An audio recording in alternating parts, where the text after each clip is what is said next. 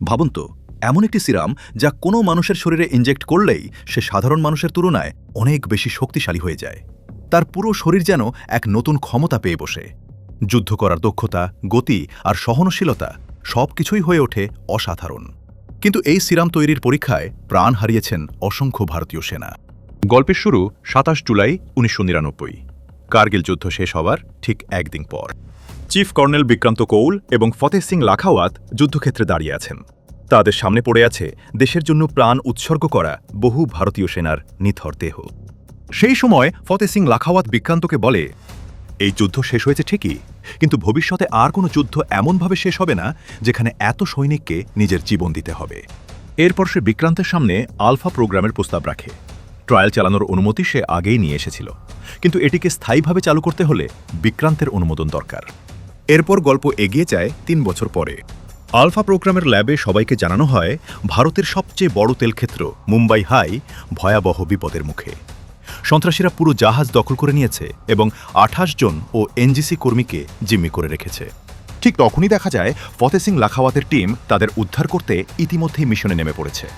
এক কর্মকর্তা প্রশ্ন করেন, তোমার টিম এতক্ষণ অক্সিজেন ছাড়া পানির নিচে থাকে কিভাবে? ফতেহ উত্তর দেয়, আমি যাদের পাঠিয়েছি তারা সাঁতারের গতি কমিয়ে টানা ৭ থেকে ৮ মিনিট পর্যন্ত নিঃশ্বাস ছাড়া পানির নিচে থাকতে পারে।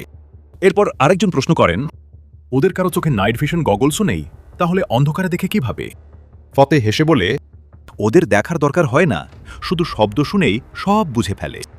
এরপর শুরু হয় দুর্দান্ত আক্রমণ। শেষ পর্যন্ত ফতেহ সিং লাখাওয়াতের টিম সফলভাবে মিশন শেষ করে। কিন্তু পরের মুহূর্তেই সবাই জানতে পারে এটা কোনো আসল অপারেশন ছিল না, বরং একটি ওয়ার গেম এক্সারসাইজ। এরপর ফতেহ সিং লাখাওয়াত সবার সামনে নিজের টিমকে পরিচয় করিয়ে দিয়ে বলে, দিস ইজ টিম আলফা, সবচেয়ে দ্রুত, সবচেয়ে শক্তিশালী। যে তীব্র ঠান্ডায় সাধারণ মানুষের নিঃশ্বাস পর্যন্ত থেমে যায়, সেই ঠান্ডাতেও এরা দৌড়ে বেড়ায়, কারণ এদের রক্তে বইছে আলফা। এই কথা শুনে কর্নেল বিক্রান্ত কৌল বলেন, আমি জীবনে অনেক স্পেশাল ফোর্স টিম দেখেছি, কিন্তু টিম আলফার মতো দল আজ পর্যন্ত একটাও দেখিনি। এরপর সামনে আসেন সেই বিজ্ঞানী যিনি এই সিরামটি তৈরি করেছেন, chief scientist doctor John Varghese. তিনি সবার সামনে সিরামটি দেখিয়ে বলেন, this is the alpha serum. এরপর উপস্থিত সব কর্মকর্তা আলফা প্রোগ্রামকে স্থায়ীভাবে অনুমোদন দেওয়ার জন্য স্বাক্ষর করেন। এরপর গল্পের পরবর্তী দৃশ্য চলে যায় একটি স্পেশাল ফোর্স হাসপাতালে। কর্নেল বিক্রান্ত কৌলের স্ত্রী জানকি, যিনি একজন বিজ্ঞানী, তিনি তখন অন্তঃসত্ত্বা ছিলেন, কিন্তু ডাক্তার জানিয়ে দেন তার কনজেনিটাল হার্ট ডিজিজ রয়েছে। এই অবস্থায় সন্তান জন্ম দিতে গেলে তার প্রাণহানির আশঙ্কা রয়েছে। তাই ডাক্তার তাকে গর্ভপাত করার পরামর্শ দেন, কিন্তু জানকি নিজের সন্তানের জীবন নষ্ট করতে রাজি হন না। তিনি দৃঢ়ভাবে গর্ভপাতের প্রস্তাব প্রত্যাখ্যান করেন। ঠিক তখনই বিক্রান্তের মাথায় আসে আলফা সিরামের কথা। সে গোপনে ল্যাবরেটরি থেকে সেই সিরাম চুরি করে এনে জানকির শরীরে ইনজেক্ট করে দেয়। কয়েকদিন পর ডাক্তার আবার তার চেক আপ করেন। রিপোর্ট দেখে তিনি অবাক হয়ে বলেন, এটা সত্যিই এক মেডিকেল মিরাকেল। জানকির হার্টের অবস্থা আগের চেয়ে অনেক ভালো হচ্ছে, আর মাত্র ২ মাস পরেই সন্তান পৃথিবীর আলো দেখবে। কিন্তু ঠিক ২ মাস পরেই সব কিছু ওলটপালট হয়ে যায়। হঠাৎ করেই আলফা টিমের ৬ জন কমান্ডো একে একে ব্রেন হেমারেজে মারা যায়। এটাই ছিল আলফা সিরামের ভয়ঙ্কর পার্শ্ব প্রতিক্রিয়া।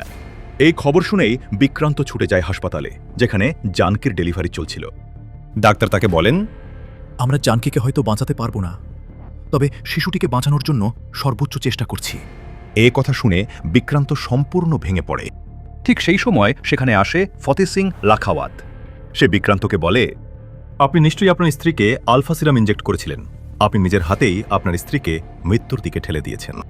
এরপর সে আরও বলে, আলফা সিরাম দেশের সম্পত্তি, তাই যে সন্তান জন্ম নেবে সেও এই দেশের সম্পত্তি। কিছুক্ষণ পর জানকি একটি কন্যা সন্তানের জন্ম দেন, কিন্তু শিশুটি জন্মানোর সঙ্গে সঙ্গেই ফতেহ তাকে নিজের সঙ্গে নিয়ে চলে যায়। অন্যদিকে জানকিকে আর বাঁচানো যায় না। ডাক্তার বিক্রান্তকে জানান ফতেহ তার মেয়েকে নিয়ে চলে গেছে। এ কথা শুনেই বিক্রান্ত পাগলের মতো নিজের মেয়েকে ফিরিয়ে আনতে ছুটে যায়, কিন্তু সেখানে গিয়ে সে দেখে তার মেয়ে নাকি মারা গেছে। ফতেহ তাকে একটি মৃত নবজাতকের দেহ দেখিয়ে বিশ্বাস করিয়ে দেয় যে এটাই তার মেয়ে। ভেঙে পড়া বিক্রান্ত সেই মৃত শিশুর দেহ নিয়েই ফিরে আসে। অন্যদিকে আলফা প্রোগ্রামের কারণে এত সৈনিকের মৃত্যুর জন্য ঊর্ধ্বতন কর্মকর্তারা ফতেহ সিং লাখাওয়াতকেই দায়ী করেন। শাস্তি হিসেবে তাকে কর্নেল পদ থেকে নামিয়ে লেফটেন্যান্ট কর্নেল করা হয়। শুধু তাই নয়, তার বদলি করা হয় চেরাপুঞ্জি স্পেশাল ফোর্স বেসে, যেখানে সে আর কখনও যুদ্ধক্ষেত্রে লড়াই করার সুযোগ পাবে না। একই সঙ্গে আলফা প্রোগ্রামকে স্থায়ীভাবে বন্ধ করে দেওয়ার নির্দেশ জারি করা হয়। এই অপমান ফতে কোনোভাবেই মেনে নিতে পারেনি। তার মনে তখন থেকেই প্রতিশোধের আগুন জ্বলতে শুরু করে। নিজের এই অপমান কোনোভাবেই মেনে নিতে পারছিল না ফতে সিং লাখাওয়াত। কিছুদিন পর সে একজনকে ফোন করে বলে, আমার অনেক টাকার দরকার, আর দরকার কিছু বিশ্বস্ত লোক। এরপর সে গোপনে রাজস্থানের থর মরুভূমিতে একটি বিশাল অত্যাধুনিক ল্যাবরেটরি তৈরি করে। তারপর সে চিফ সায়েন্টিস্ট ডক্টর জন ভার্গিসকে সেখানে নিয়ে যায়।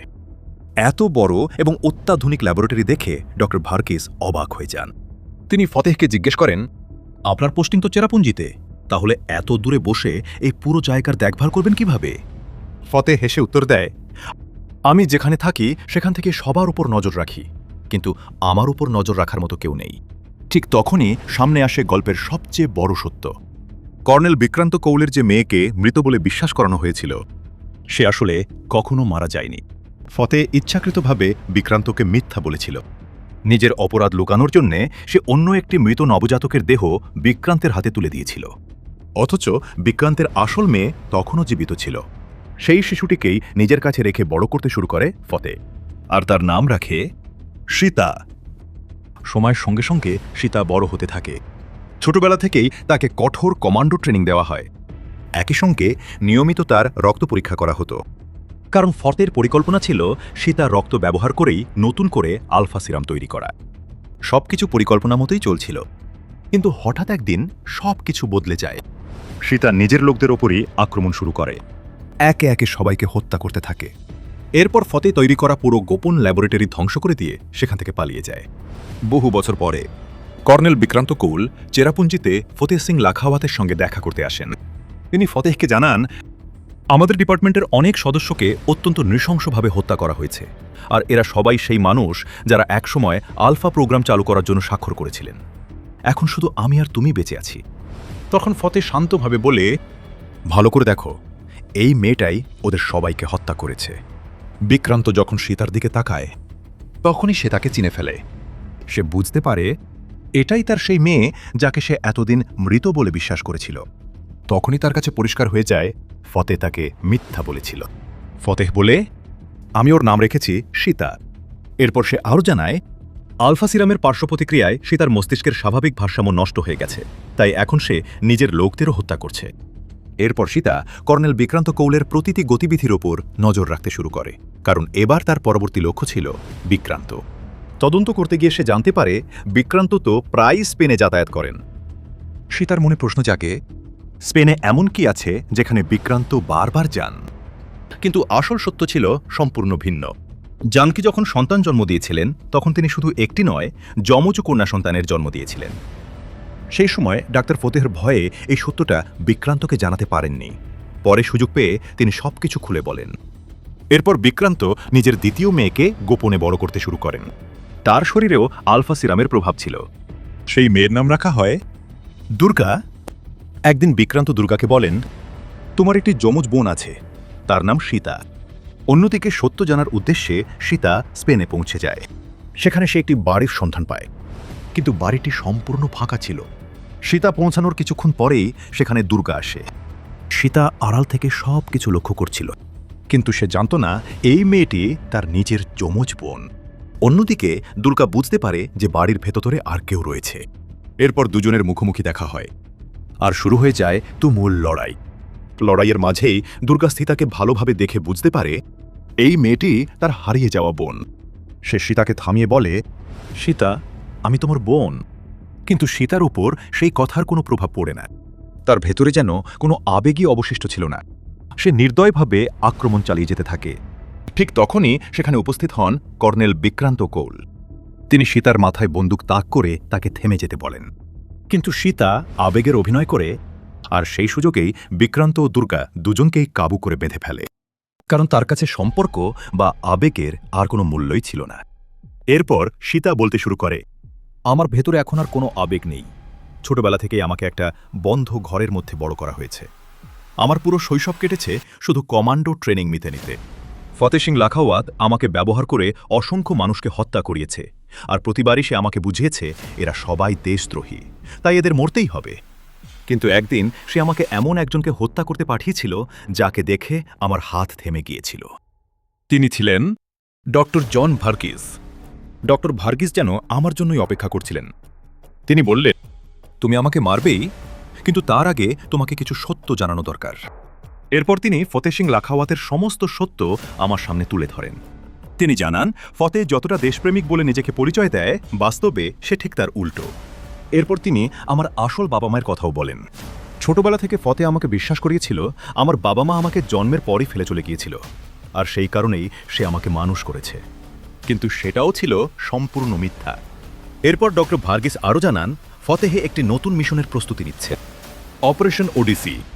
আর যাদের দেশদ্রোহী বলে আমার হাতে হত্যা করানো হয়েছে তারা কেউই দেশদ্রোহী ছিল না। আসল দেশদ্রোহী ছিল ফতেহ নিজেই। এরপর তিনি আরও একটি ভয়ঙ্কর সত্য জানান। নতুন আলফা সিরাম তৈরির জন্য ফতেহের আমার রক্তের দরকার নেই, তার দরকার আমার ব্রেন সেল।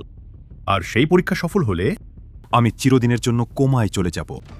সব সত্য জানিয়ে ডক্টর ভার্গিস নিজের মাথায় নিজেই গুলি করে আত্মহত্যা করেন। মৃত্যুর আগে তিনি শুধু একটি কথাই বলেছিলেন, কর্নেল বিক্রান্ত কৌলের সঙ্গে দেখা করো, তাহলে নিজের সম্পর্কে আরও অনেক সত্য জানতে পারবে। এই কারণেই আমি এখানে এসেছি, আপনাকে হত্যা করতে নয়, বরং সত্য জানার জন্য। ঠিক তখনই বাইরে থেকে একদল মানুষের পায়ের শব্দ ভেসে আসে। সীতা আর দুর্গা বুঝতে পারে শত্রুরা তাদের অবস্থান জেনে গেছে।